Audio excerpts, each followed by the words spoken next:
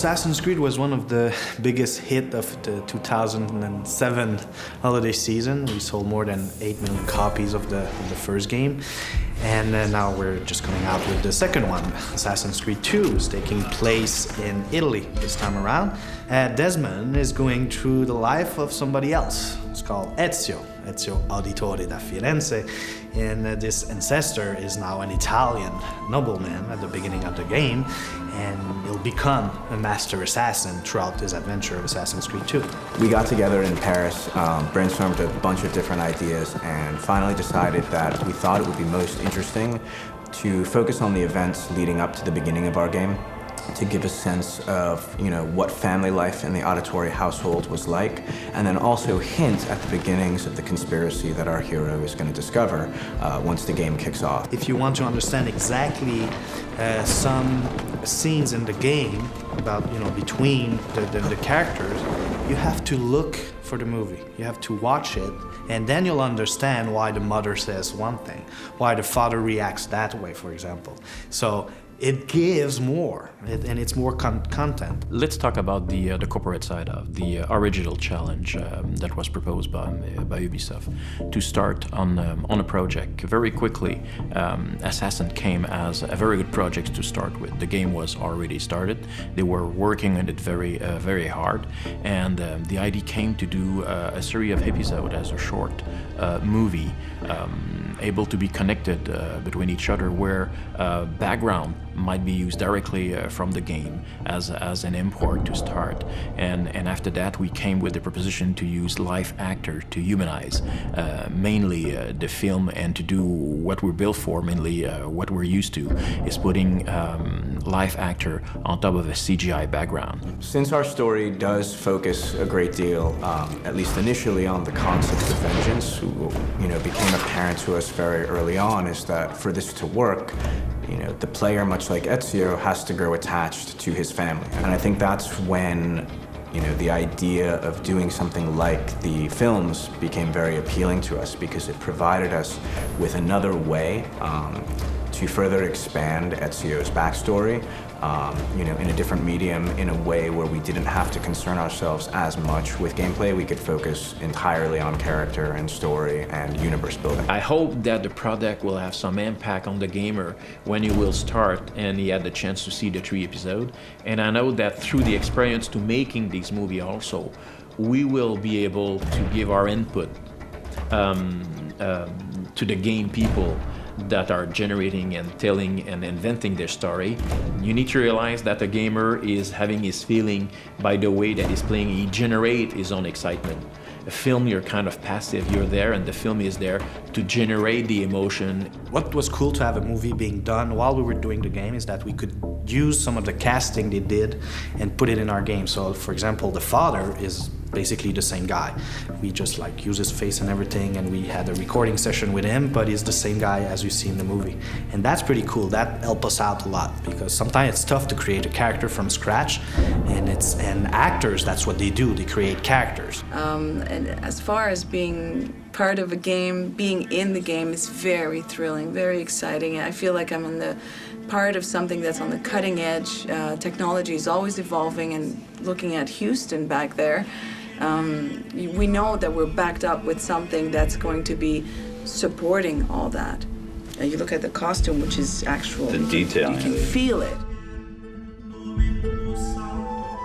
Être acteur réel à travers un jeu, waouh, c'est comme dire, bon, ben alors parfait, lui maintenant je sais que c'est lui le salaud, lui c'est le gars qu'il faut éviter, ça ce sont les embûches. If a writer, whoever, my 12-year-old, my 19-year-old, or you start to write a story and you ask me, okay, put life into it, that's our job. It's our purpose. And we have to give it life. How do we give it life? Well, you got to find the truth of the character. Where does it begin? Well, in this case, it begins with the game. That's the script.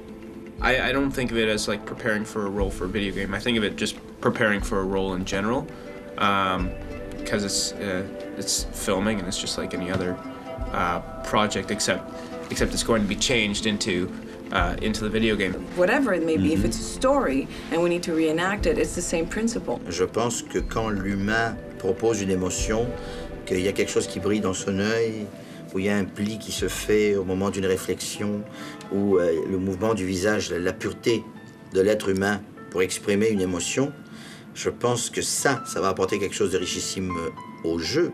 By seeing these three preludes, if you wish, these three stories that are going to impregnate the players with emotion, with attachment, with a relationship to the characters. You hit something that really resonates, and that's emotional attachment. That goes back to storytelling. Yeah. You know, if you know, gamers playing the game, maybe non-gamers that will see this might be interested in the game.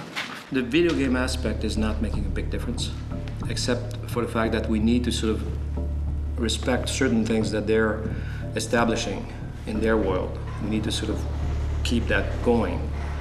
But that's about it. The rest is really about trying to tell a story the same way we would in a traditional environment. What is very different is the way we're going to produce that story. Now we were starting with some of the environments that were developed for the game, so totally virtual. And the questions were, is it going to hold in the movie world? 5 to 10% to produce of real things to produce for each scene. The rest was all going to be virtual. So what are you going to do? What do you need to provide to the director or to the actors and to the NASA team so that they will have enough information that they can work? A street, for example. What do you put in the street? You know, a room, a big room with big windows. What do you build? There's a fireplace there. So you have to find a way to determine what's going to be essential for the actors, for the technicians, for the director, and for the post teams. 2 teams working on different things.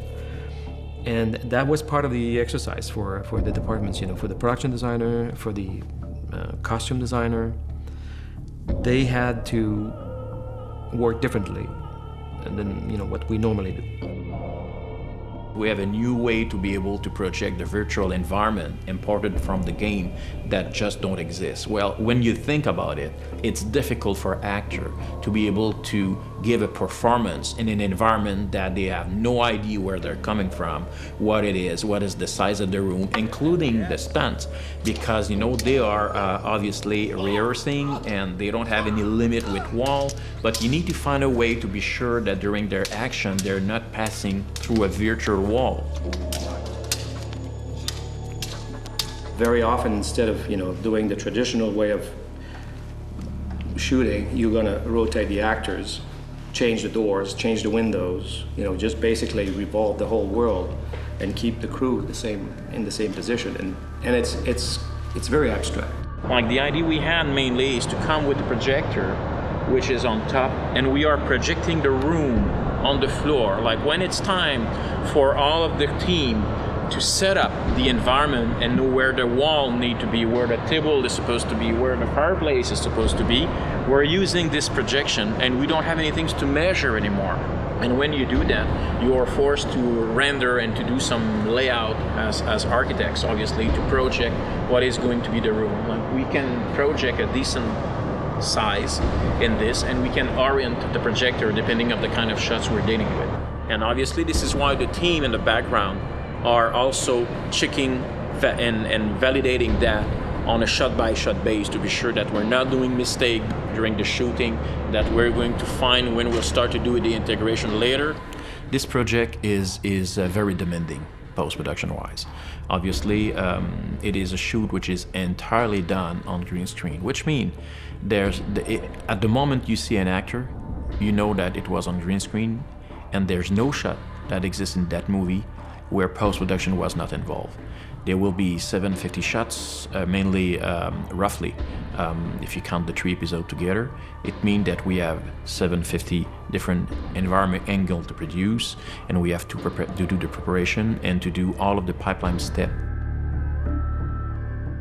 The first thing you have to do is to do the preparation of all of these clips, and it's a tough part of the process and the pipeline because you need to get rid of all of the different green dots, tracking mark, everything on the set that was there that need to be erased to have a very, very good green environment to make the integration in the future smoother and easier. In parallel, you have a team of trackers that are using some information from the green screen to be able to extrapolate how the two cameras were moving in space.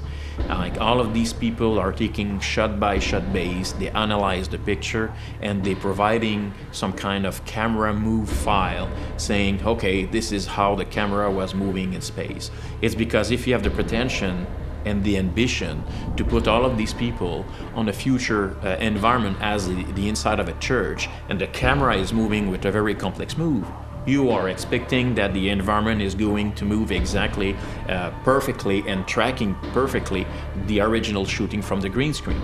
This is what the tracking people are doing. After that, they're the layout, knowing that when a camera was shooting, what was the camera angle, the height, what is the real position of the environment to make the geometry work. Like all of these steps are done in parallel. After that, the 3D people, no matter what, they have a pretty good idea, and the modeling have done on these environments. They need to finish all of the details on these environments and moving with texture. And after that, giving life texture-wise to these environments from a film point of view and to give mood to it. You are compositing the live action on top of virtual background that now are moving perfectly in relation with the original camera movement. And you put these two things together. Sometimes it's 3 layouts, 4, 5. Sometimes we have 17 layouts to be able to reach our goal. And at the end, after there will be another process, it will be what we call a DI, which is a digital intermediate. We're going to move all of the one episode entirely and start a session of color correction when we will, shot by shot, readjust and fine-tuning all of the chroma, all of the mood, all of the ambience to get to the final result. So we have more than only one setting available for us. That made the universe much bigger and much richer. And say, the entire, history with a big H is now available to us to make a game or a movie or, TV series or whatever we want to make, books and comics, whatever we want to do in this universe of this formidable machine that let us relive a life of an ancestor. And that's really is the core of Assassin's Creed. Ubisoft are storytellers. We are in a position that the gamer will be passive when he will take a look on our film. But we need also to participate in the storytelling. We are the potential to prepare him. And when he will see the film series, he will get a much better preparation to start his game. He's going to know mainly the character before he already start the game. He'll know things, he will know details. He will probably realize things that he already knows, but he doesn't realize he knows that yet. And I believe that it's a new way to prepare, but it's still a self-content project. We know now logistically how to approach it in a much better way. It's much clearer. Technically, even creatively, we have much more specifics now that we're going to go through next time. And this is only the very beginning. We can tell. It's only the very beginning of something that promises to be very, very big and exciting.